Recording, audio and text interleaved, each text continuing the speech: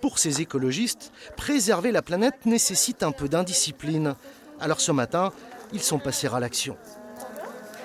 Alors cette fois, après les cours théoriques, c'est les travaux pratiques. Oui, tout à fait. Après nos 4 jours de formation, là, on fait ce matin une simulation. Le principe, c'est que c'est une action qui est là pour le coup légale, mais sur une vraie problématique environnementale, ici, à travers le prisme de la pollution de la Loue. Et pour sensibiliser l'opinion à la mauvaise santé de nos rivières, ces militants se sont donc installés sur ce pont tout en déployant des banderoles, une chorégraphie parfaitement synchronisée avec le discours alarmiste ou alarmant, c'est selon, de ces activistes.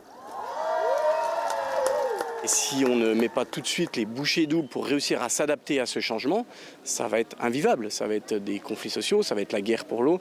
Enfin, on se dirige tout droit, tous les scientifiques le disent, on se dirige vers quelque chose qui va être très dur dans les années à venir, mais à court terme.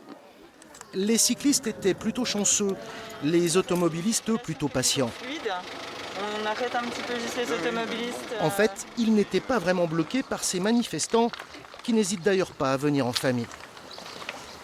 Vous êtes prêts à manifester avec vos enfants? Oui, complètement. C'est leur mot à dire, c'est eux qui seront les premières victimes de ce qu'on est en train de faire. Donc oui, il faut qu'ils soient engagés, et qu'ils fassent entendre leur voix et qu'ils soient là et qu'ils écoutent, qu'ils apprennent. Il n'y avait pas de force de l'ordre aujourd'hui pour évacuer ces partisans de la désobéissance et de la non-violence. Dans quelques jours ou quelques mois, ils rejoueront le même scénario quelque part en Bourgogne-Franche-Comté.